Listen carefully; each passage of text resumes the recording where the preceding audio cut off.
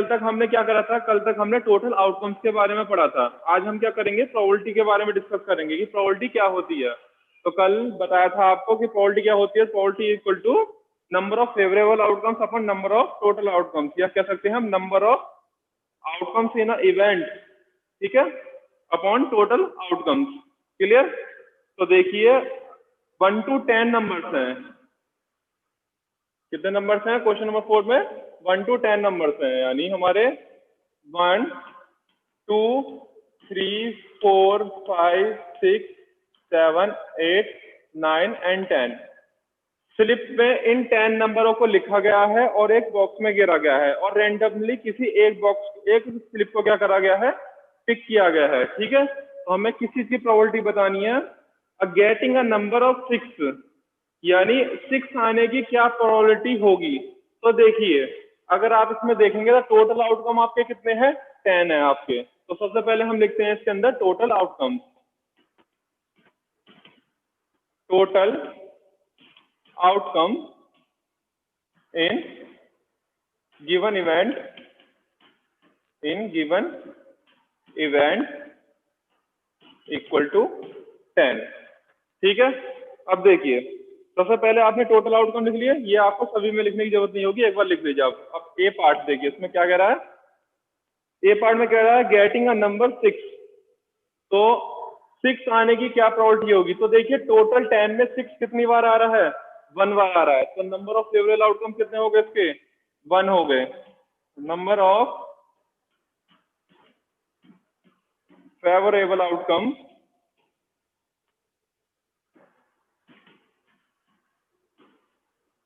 Equal to 1।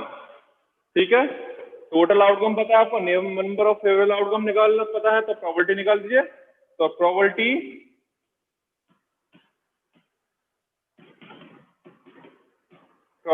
To getting a number 6 equal to, first time आपको formula जरूर लिखना पड़ेगा। ठीक है, तो क्या हो जाएगा, नंबर ऑफ फेवरेबल आउटकम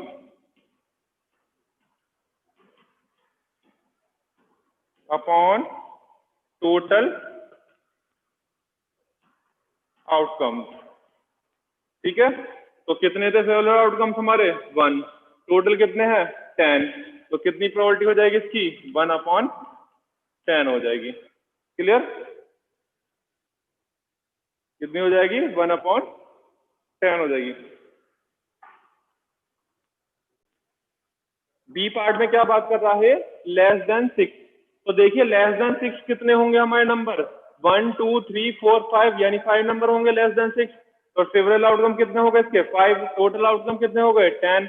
तो प्रोबेबिलिटी कितनी आ जाएगी, 5/10 हो जाएगी, दैट इज 1/2। तो देखिए बी पार्ट में नंबर ऑफ फेवरेबल आउटकम कितने हो गए, number of favourable outcomes equal to 5 हो गए। चाहे तो आप ब्रैकेट में लिख सकते हो कि कौन कौन से हो गए आपके, 1 2 3 4 5। क्लियर? और टोटल आउटकम आपके पास कितने हैं, 10। तो प्रोबेबिलिटी कितनी हो जाएगी, यानी probability to getting less than 6 equal to 5/10, that is 1/2। ठीक, अब देखिए इसका third part, a number greater than 6, यानी 6 से बड़ा। तो 6 से बड़े कौन कौन से हो गए हमारे, 7 8 9 एंड 10। तो मैं रफ करता हूं,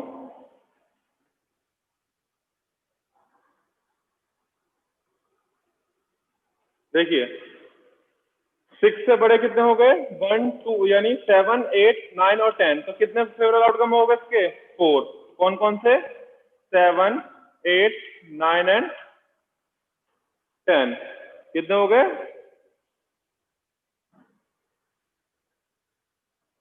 कौन कौन से हो गए? 7, 8, 9 एंड 10। ठीक, तो देखिए टोटल फेवरेबल आउटकम कितने हो गए हम पे? 4। टोटल आउटकम कितने हो गए? 10। तो प्रोबेबिलिटी कितनी आ जाएगी? 4/10, दैट इज कितने हो गए?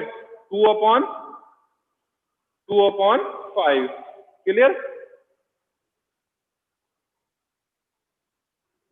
Probability to getting greater than probability to getting greater than 6 equal to 4/10, that is 2/5।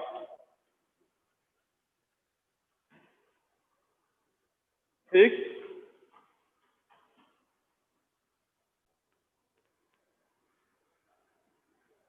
देखिए फोर्थ पार्ट की बात करते हैं। फोर्थ पार्ट में पूछा है a digit getting a 1 digit number, यानी 1 डिजिट नंबर पूछ रहा है ये आपसे। तो अगर मैं 1 to 10 की बात करूं तो इसमें 1 डिजिट नंबर कितने होंगे? यानी 1 से लेके 9 तक, क्योंकि 10 क्या होता है हमारा? 2 डिजिट नंबर है, इसलिए हम कहां से कहां तक लेंगे? 1 से लेके 9 तक लेंगे। इसमें 10 हमारा इंक्लूड नहीं होगा, तो इसलिए नंबर ऑफ फेवरेबल आउटकम कितने हो गए? 1 to 9, दैट इज 9 नंबर। ठीक है, 1 to 9 यानी 1 2 3 4 5 6 7 8 एंड 9। ये ब्रैकेट में मैं इसलिए लिख रहा हूं ताकि आपको एग्जाम के टाइम में याद रहे कि नंबर ऑफ फेवरेबल आउटकम आपके 9 कैसे आए हैं। ठीक है, तो इसमें क्या पूछा है? 1 डिजिट नंबर पूछा है, तो 1 to 9 हो गए। तो प्रोबेबिलिटी टू गेटिंग, सिंपल कुछ नहीं करना, बस लिखना प्रोबेबिलिटी टू गेटिंग, और जो क्वेश्चन का आप उसमें से उतार देना probability to getting 1 digit number. तो 1 डिजिट नंबर कितने हो गए आपके? टोटल कितने हैं? 9। ठीक है, तो 9 आपके कितने हैं फेवरेबल आउटकम्स, और टोटल कितने हैं आपके? 10।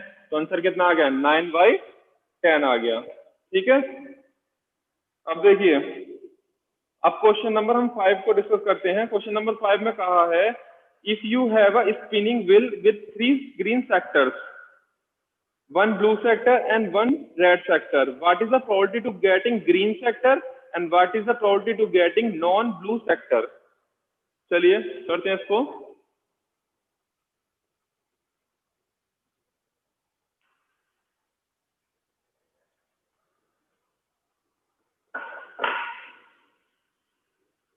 देखिए एक स्पिन करा, एक व्हील को क्या करा इन्होंने? स्पिन करा, तो इसमें 3 सेक्टर्स हैं हमारे, इस तरीके से मान लिया मैंने। ठीक है, इसमें आपके 3 ग्रीन है सेक्टर, और 1 ब्लू सेक्टर है एंड 1 रेड सेक्टर है। ठीक है, 1 क्या है? रेड सेक्टर है। इसको क्या कर दिया? स्पिन कर दिया, यानी इसको हमने टर्न कर दिया, घुमा दिया इसको हमने। ठीक है, तो इन्होंने क्या पूछा है? If I spinning wheel with 3 green sector, 1 blue sector and 1 red sector, what is the probability to getting a green sector? यानी ग्रीन सेक्टर आने की क्या प्रोबेबिलिटी होगी? तो देखिए टोटल इसमें आउटकम्स कितने होंगे? 3 + 1 4 + 1 5, यानी टोटल सेक्टर कितने हैं हमारे पास? Total sector equal to 5। कैसे? 3 + 1 + 1। ठीक है, तो ए पार्ट में क्या पूछा है? ए पार्ट में पूछा है what is the probability of getting green sector. तो ग्रीन सेक्टर कितने हैं इसमें? ए पार्ट में ग्रीन सेक्टर इक्वल टू 3। तो प्रोबेबिलिटी हमारी क्या होगी? Probability to getting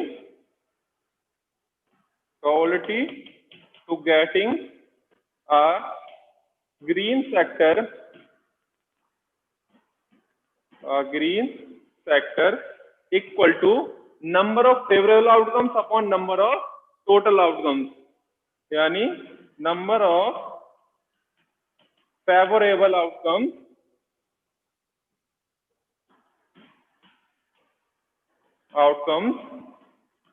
upon total number of outcomes।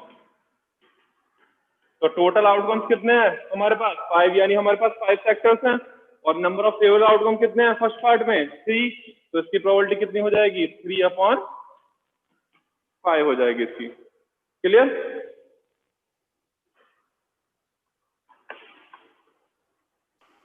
देखिए अब आपको सेकंड पार्ट में पूछा what is the probability of getting a non blue sector. तो नॉन ब्लू सेक्टर का क्या मतलब है यहाँ पे कि ब्लू नहीं होना चाहिए, बाकी इसके अलावा बाकी के सेक्टर हम ले सकते हैं। तो ब्लू को छोड़ दीजिए आप, तो ब्लू के अलावा कौन से बचे ग्रीन और रेड। तो ग्रीन और रेड मिला के कितने हो गए 4 और टोटल कितने हमारे पास 5, तो प्रोबेबिलिटी कितनी हो जाएगी 4/5। तो कैसे लिखोगे आप,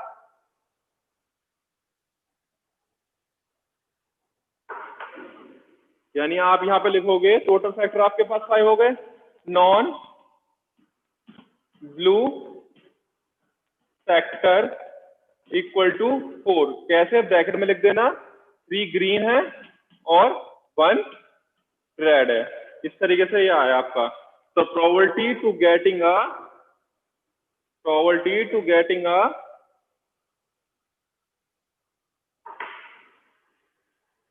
non blue factor equal to number of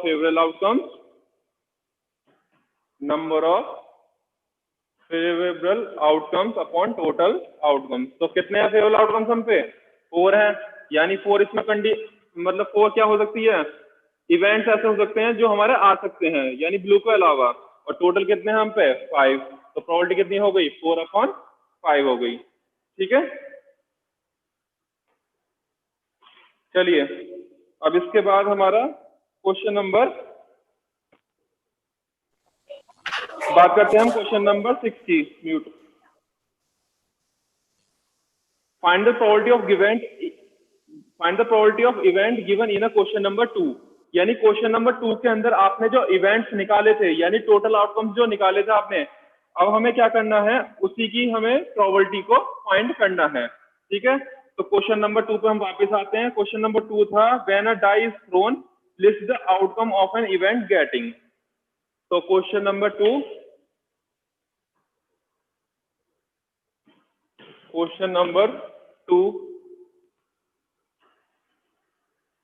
पहला पार्ट था अ प्राइम नंबर। क्या था, अ प्राइम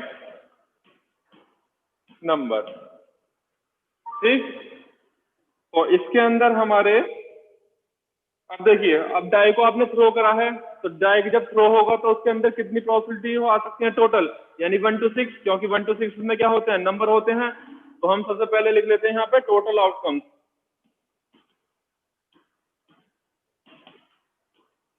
टोटल आउटकम्स कितने हैं 1 2 3 4 5 6। ठीक है, और प्राइम नंबर आपने कल निकाले थे कि नंबर ऑफ फेवरेबल आउटकम कितने हो गए इसमें, number of favourable outcomes equal to कितने हो गए, यानी आप प्राइम नंबर पूछ रहा है तो प्राइम नंबर कौन कौन से हो गए 2 सबसे छोटा number prime number, then 3, then 5। तो कौन कौन से हो गए 2 3 और 5। तो फेवरेबल आउटकम कितने हो गए आपके पास 3, टोटल आउटकम कितने हैं आपके पास 6। तो प्रोबेबिलिटी क्या होगी, यानी probability to getting a prime number equal to total कितने हैं ये, इसको ब्रैकेट में करिए ये आउटकम्स, और ये कितने हैं टोटल 3 हैं। ठीक है, और ये कितने हैं 6 हैं आपके। तो कितनी हो गई 3/6, दैट इज 1/2। बहुत पूछा जाता है क्वेश्चन, ध्यान रखना।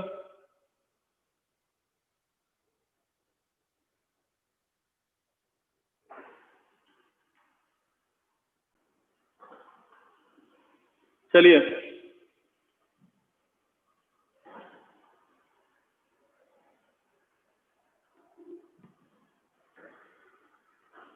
अब बात करता हूं मैं इसके बी पार्ट की। बी पार्ट में क्या था कि अ नॉट प्राइम नंबर। तो नॉट प्राइम नंबर कौन कौन से हो गए आपके 1 4 एंड 6, 3 हो गए आपके। तो नंबर ऑफ फेवरेबल आउटकम कितने हो गए? 3। कौन कौन से? 1, 4 and 6. The probability to getting a non prime number equal to कितना हो गया? 3/6, that is 1/2. ऐसे ही इसमें ग्रेटर देन 5 तीसरे पार्ट में, सी पार्ट में, तो ग्रेटर देन 5 कितने हो गए आपके? यानी एक ही नंबर हुआ, यानी 6. तो probability to getting greater than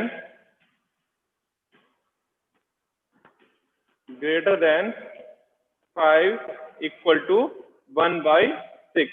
1 कैसा आया? क्योंकि एक ही नंबर है हमारा 5 से ग्रेटर देन का 6, इसलिए क्या हो गया? 1/6 हो गया इसका आंसर। ठीक, अब बात करते हैं इसके डी पार्ट की।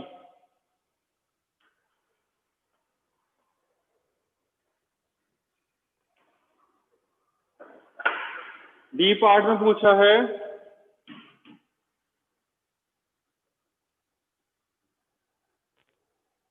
A number is not greater than 5, यानी नंबर 5 से बड़ा नहीं होना चाहिए। तो टोटल आउटकम्स हमें पता है कितने हैं इसमें? 6 हैं। और फेवरेबल आउटकम कितने हो जाएंगे इसके? नंबर ऑफ फेवरेबल आउटकम कितने हो जाएंगे इसमें? 5।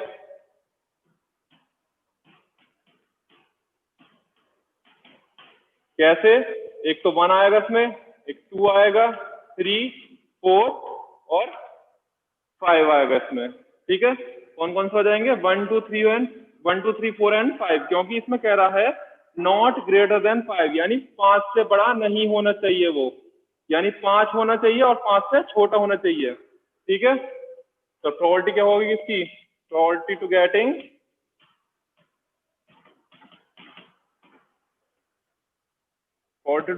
a number not greater than 5 equal to कितनी हो गई? 5/6 हो गई, 5/6। क्लियर?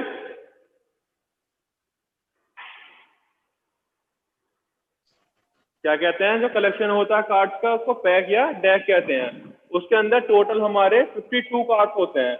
इन 52 कार्ड्स के अंदर हमारे 13 कार्ड तो होते हैं स्प्रेड के, 13 हमारे हार्ट के होते हैं, 13 हमारे डायमंड के होते हैं एंड 13 हमारे क्लब के होते हैं। ठीक है, तो इसमें 13 हमारे ब्लैक हो गए। ब्लैक इसमें हमारे 2 होते हैं, कौन कौन से? Spread and club. और 13 हो गए हमारे हर्ट, यानी ये रेड होते हैं। और डायमंड जो होता है वो भी हमारा रेड होता है। तो देखिए हर कार्ड के अंदर, यानी हर एक सेट के अंदर एक कार्ड होता है। जैसे अगर आप एग्जांपल के लिए एस की बात कर रहे हैं, तो एक तो उसका ब्लैक, एक तो उसका स्प्रेड होगा, यानी 1 उसका स्प्रेड होगा, 1 उसका क्लब होगा, 1 उसका हर्ट होगा एंड 1 उसका क्या होगा? डायमंड होगा। तो इस तरीके से वो 4 बने थे आपके, 1 + 1 + 1 + 1 4 कार्ड बने थे वो। तो 4 अपॉन टोटल फेवरेबल आउटकम कितने होगा इसके? 4। और टोटल कार्ड कितने थे हमारे पास? 52। तो इस तरीके से उसकी प्रोबेबिलिटी कितनी हुई थी? 4/52, दैट इज 1/13। ठीक है,